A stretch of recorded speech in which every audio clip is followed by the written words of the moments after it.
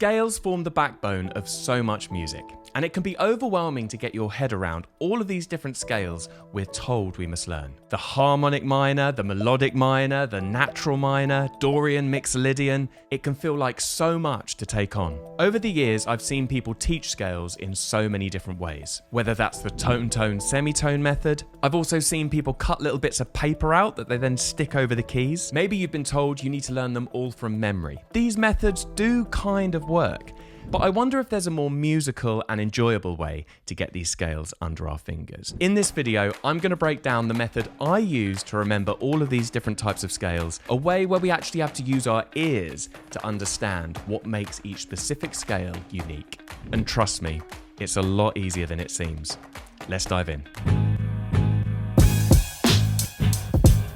Hello, welcome back to the Keys Coach YouTube channel. My name's Adam, and in this video, I'm going to show you a really simple way that you can work out, play, and understand the most common types of scales. One of the things I do outside of building this channel is I run the musicianship classes at a music conservatoire here in London. It's called Trinity Laban, and we have some of the most amazing popular music students come and study with us. And what they want to be able to do is they want to be able to sit down and write songs, work out progressions by ear, and ultimately they don't want to be glued to any kind of sheet music. And it's my job to help try and explain these nuts and bolts of music theory in a way that is simple and not overcomplicated. And I've tried this method out with them, and it does work. So I'm going to take you through it step by step in this video. So the most important thing to understand is that everything comes from the major scale.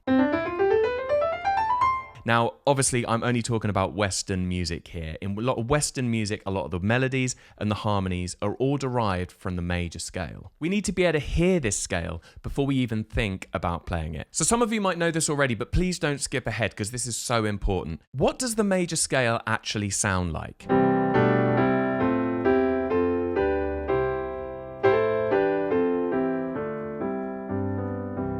So we need to be able to recall the sound of that scale without me playing it or you playing it. We need to be able to just automatically hear it. So what I'd recommend is finding some kind of piece of music, maybe from your childhood, a TV theme, a piece of film music, that you can recall without fail. And ideally, all of the notes in that melody would be based on the major scale. Okay, so I'm going to let you into a little secret here. Whenever I want to recall the major scale, this is what I think of.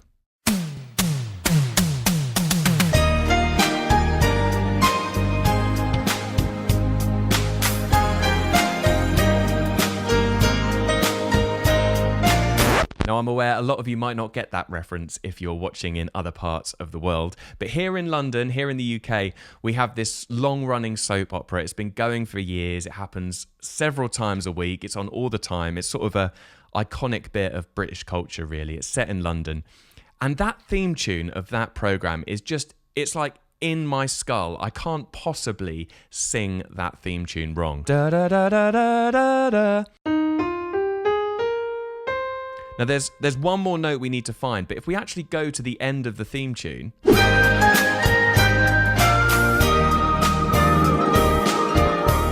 it's there. So we got the whole thing. Now, you might be thinking, but hang on, how do I go from the EastEnders theme tune to knowing where the notes are on the piano, right? This seems super basic, okay? I'm teaching you the major scale. But don't skip this part of the process, because what you're doing here is you're making associations between what you're hearing in your head and the notes on the keyboard. This is like so important. This is arguably more important than knowing any of the scales I'm about to teach you, okay? If you can sing something and then play it, happy days, right? That is exactly where we're trying to head. So what I'm going to do is I'm actually going to start this in the key of C. Right, we're going to move to C, and I'm going to sing the EastEnders theme tune. I'm just going to find each of those notes. Da, da. Okay, so that note's higher. So da, da. It's not that one, that's awful. It's da, da. It's there, okay, I found it. There's the next note. And I'm going to go through the whole scale and work out what notes they are. A few moments later. Now that might take you some time, and you're thinking, that's really hard. Why can't I just look it up in a book? Well, you can look it up in a book. You can do the tone, semitone method. You can get the little bit of paper that sticks on the keys, but you're missing out such a vital part of the process by doing that, right? You're missing out all of the fun, which is connecting your ear with the notes on the keyboard. So please don't look it up. Don't do the tone, semitone method. Pick a random key and just see if you can work out the major scale completely by ear. Okay, so we've now got our major scale. And what we're going to do is number each of those notes from 1 to 8. So watch this. 1, 2, 3, 4, 5, 6, 7, 8. So to find the other scales we're going to look at, we're going to play about a bit with some of the notes. Now the good news is we're never going to change the root, the second, the fourth, or the fifth. The only notes we're going to play about with are the third, the sixth, and the seventh. So it's only those 3 notes. And the only thing we're going to do to them is what we call flatten them. You can call it bringing it down a semitone or bringing it down a half step. They're going to move down. So we're going to start off by looking at Mixolydian. Now the Mixolydian scale is also known as a mode. Don't worry about any of that for now. Just really focus on the sound. To get the Mixolydian, all we do is we flatten the 7th. We're going to change this note here, the 7th, and we're going to bring it down a semitone or a half step. See that? Now don't worry about any of the fingers you're using to play these scales, just focus on the sound for the moment. Even just use one finger if you have to. The most important thing at this stage is getting the sound into your ear. So I'm going to give you a little blast of what Mixolydian sounds like in a kind of musical context. Have a listen.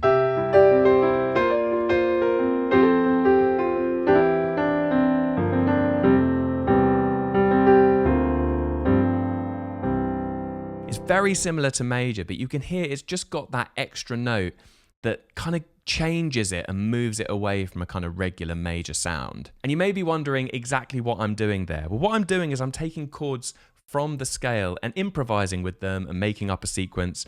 I'm going to be showing you how to do all of this on this channel. So do remember to subscribe because there's going to be lots of content coming your way shortly.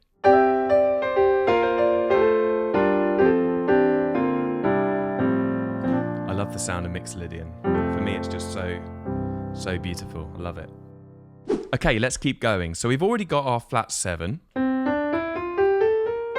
We're now going to change the 3rd as well. And this is going to kind of take us into minor territory, right? So let's just hear what would happen if we played that exact same scale, but we flattened the 3rd as well. I think of Dorian as actually being quite bright, because while it's got this beginning bit which sounds minor, once you get past that point, it's all major all the way.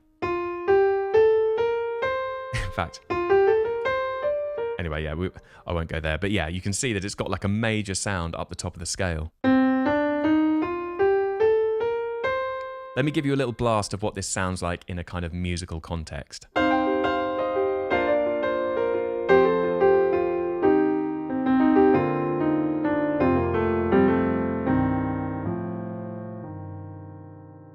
So that kind of gives you an idea of the sound of Dorian. So far we've had Mixolydian, where we've just got our flat 7, and we've now got Dorian, which has the flat 7 as well as the flat 3. Now you may be thinking, oh wow, this is actually quite a lot to take in. I've put together a free PDF lesson book, which you can download by clicking the link in the description. It's going to take you through every single step that we've covered in this video, so you can get all of these sounds under your fingers. Go ahead and grab your copy, it's completely free. So let's keep going. We're now going to flatten the 6th as well. So as you can see, the A has now gone down to an A flat. This is known as the Aeolian mode. It's also sometimes known as the natural minor scale. Again, don't worry about any of that stuff. Just really focus on the sound. It's super useful if you can sing all these scales while you play them. Now, you may not consider yourself to be a singer, but it's so useful to connect your ear with the notes on the piano. I'm not a great singer, but I give it a good go because I know how important it is. Let me give you a little blast of what the Aeolian mode sounds like in a musical context.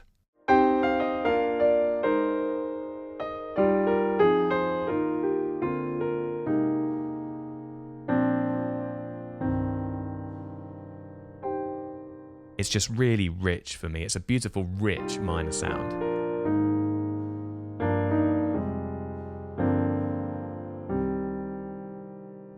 Okay, so let's keep on going. I've got a couple more scales to show you. Let's have a look now at the harmonic minor scale. Now, this is a really common minor scale. It's likely you've heard of this one before. And all we're going to do to find this scale is we're going to go back to having a normal 7, a natural 7. We're going to keep the flat 3 and we're going to keep the flat 6, but we're going to go back to a normal 7. So as you can see, we've got the flat 3 here, the flat 6, but we've gone back to having that natural 7.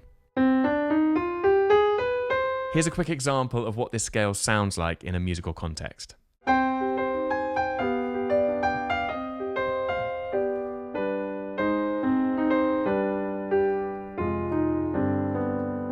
As I'm playing these examples, you might start thinking to yourself, oh, that actually sounds like a song I know. And that's where you're beginning to make the connection between the sound of the scale and real life music.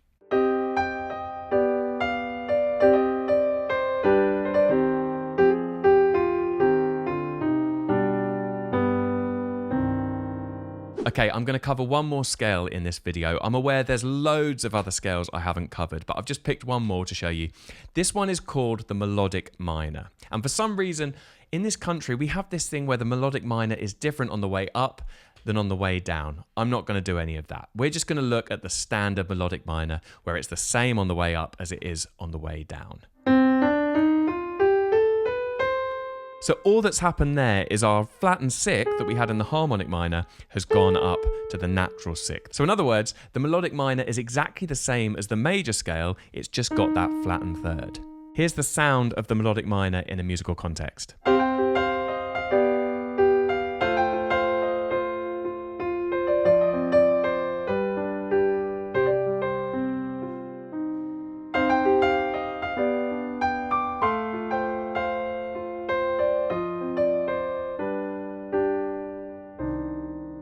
I'm well aware I've covered so much ground in this video. There's quite a lot of stuff to take in, and I'm going to be going into more detail on all of these things in the upcoming videos.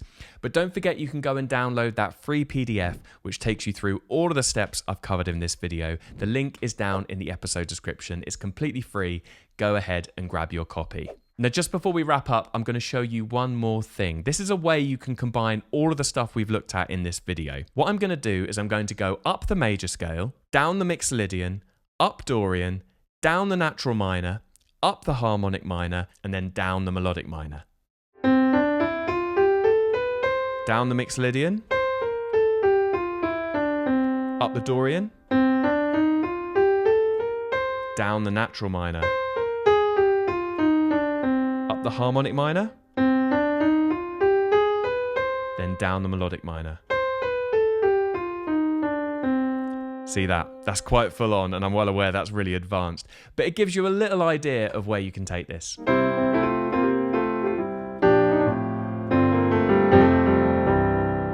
Thank you so much for watching this video. I do hope you got something out of it. It would mean a huge amount to me if you could like the video, subscribe to the channel, and ding the bell, and I'll see you in the next one.